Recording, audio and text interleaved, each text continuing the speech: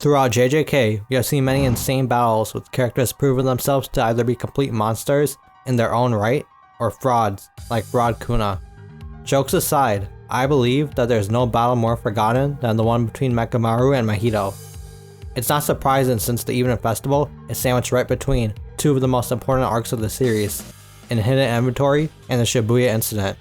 But with this battle soon to be adapted into the anime, I thought now would be a good time to explain why Mechamaru and this fight he was in deserves respect. As most of us probably know, Mechamaru, or should I say Kokichi, had a pretty shit life. Dude was born with the heavily restriction.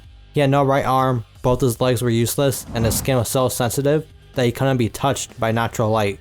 Even worse, his body always felt like they were being stabbed with needles. In return though, the range of his puppet manipulation extends across the entire nation of Japan. This meant Kokichi could be on one side of Japan and still control one of his puppets on the other side of the country. He was even able to surpass the limits of his cursed energy output as well. However, in order to see his friends, especially Miwa, Kokichi ended up striking a binding vow with Kenjaku and Mahito. You see, he was the mole, feeding information to them. In return, Kokichi was able to gain a healthy body without Mahito's idol transfiguration. Still, they couldn't take any risk in breaking the binding vow, so Mahito healed Kokichi's body. And this is where Kokichi shows he's still on the side of Jujutsu High, as he immediately prepares to fight against Mahito. A bunch of Mechamaru puppets appear around him and charge at Mahito.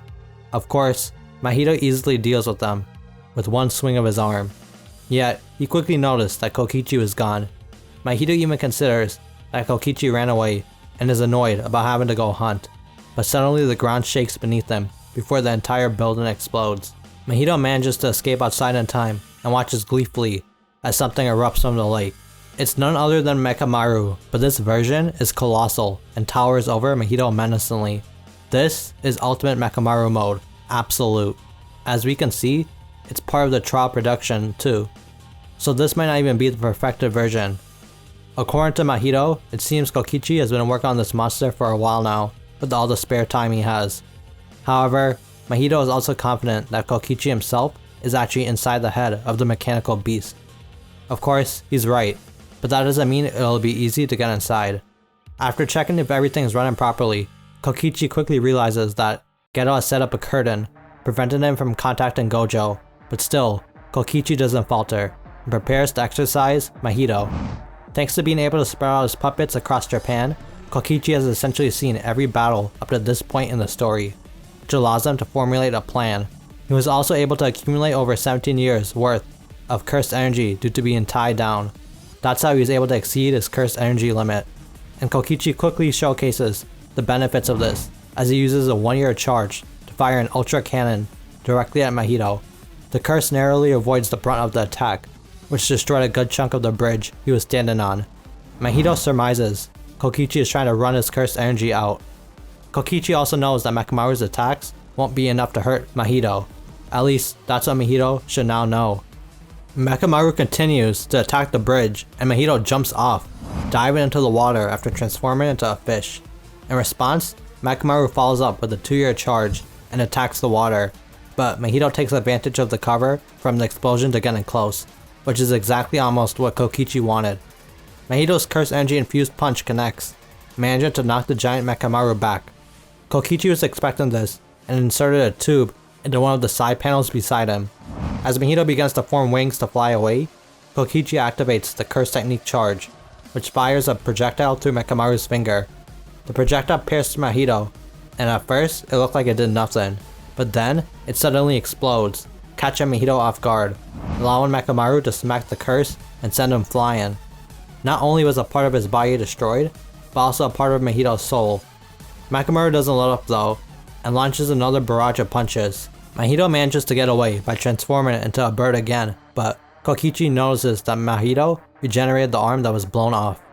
However, Kokichi knows that Mahito just manipulated the shape of his soul to make it look like he regenerated, but that just conceals the wound. Meanwhile, Geto is just watching with an interested expression. Whatever Kokichi is doing seems to be working. More importantly, he states Kokichi's cursed energy output is on par with that of his special grades. Although it's only temporary, that's still an insane feat. Characters like Yuta and Gojo are special grades, and we know the insane levels of cursed energy they have. Geto even acknowledges Kokichi's strategies as being decent. Kokichi follows up with a powerful 5-year charge next, Pigeon Viola, which are 5 beams of energy that track Mahito down. The curse wants to figure out which of them can harm his soul, but this distraction allows Kokichi to attack with another punch. Mahito barely manages to avoid it, but this time, Mechamaru lands a follow-up strike, which sends Mahito flying. Kokichi's confidence continues to grow as his attacks land, believing he can do this. He can win, and he attempts another curse technique charge. Yet Mahito's done playing games as he activates his domain expansion, self-embodiment of perfection. Mahito sits comfortably and proclaims this fight is over. With Idol Transfiguration being the guaranteed hit in this domain, this fight should be finished, and it seems that it is, as the giant Mechamaru collapses. Mahito goes on to explain that Kokichi shouldn't have put all his faith into his strategy as he turns to walk away. It's so awkward that Mahito doesn't even know how to react, but as we can see, the giant Mechamaru seems to have gotten up. Before Mahito can even react, he is then stabbed from behind by Mechamaru. Kokichi is still alive and reveals how he managed to survive Mahito's domain. The curse technique imbued into the tubes was none other than Simple Domain, which was meant for the weak to protect themselves from domain expansion. The first tube failed, and the second was used to protect the cockpit from the domain, and now the third seems to have been used to finish off Mahito with a surprise attack as the curse eventually explodes. Believing to have won, Kokichi lets out a victorious roar before turning his attention to Geto. He has one more tube left and can still fight with 9 more years of energy. Seeing victory in his grasp, Kokichi is prepared to fire everything at Geto before suddenly the front of his cockpit is blown open by none other than Mahito's enlarged fist. Mahito crawls in through the entrance, seeing him to have transformed yet again. Kokichi desperately attempts to attack him with the last tube, and they both lunge towards each other. Whoever's attack lands first should win, and it seems that the one whose attack did land first was none other than Mahito. We can see the blood on Kokichi's remains flooding out of the destroyed Mechamaru. You see, Mahito had perfectly timed his explosion for when Kokichi would have activated the technique. Mahito then gave Kokichi a false sense of victory after he deactivated his domain. In the end of this fight went in Mahito's favor, but Kokichi's showings here should not be forgotten. This was still Kokichi's first fight directly after getting a new body. Granted, he had prep time, but that prep time put his cursed energy release on the level of special grade. If Kokichi had gotten out of this somehow, like just pretending he was dead after the domain, Mechamaru could have been an amazing asset to the main crew. In Shibuya alone, we saw how useful Mechamaru was even after he died. Even later on, Kenny uses the recording from Mechamaru during his discussions with the United States. In terms of gathering information, Mechamaru would be up there in Meimei's crows. If he was in Shibuya or the Culling Games, his numerous Mechamaru puppets, or even Ultimate Mechamaru, could have caused major trouble for either side. It's no surprise Kenny thought it would have been great to have used him in Shibuya too. If you think about it, Mechamaru being in the Culling Games could have been a hack too. Dude can monitor all of the colonies at the same time, and maybe even participate in them as well. Although I don't think Kokichi had his heavenly restriction after his body was healed. Still though, even if it was only temporary, Kokichi was at a special grade level in some way after receiving his body. His usefulness extends even post-death, and this battle essentially set the stage for the chaos to come in Shibuya. The potential of Kokichi and this fight should not be forgotten.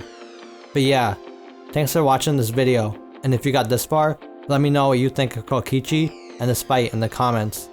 Even though we only saw him briefly, I really think Kokichi left his mark, and the fight was still really enjoyable to read even though I knew what the likely outcome was going to be. Anyways, please drop a like and consider subscribing if you enjoyed the video. If you want to watch some more JJK videos, I got some over here, and more on the way too. Peace.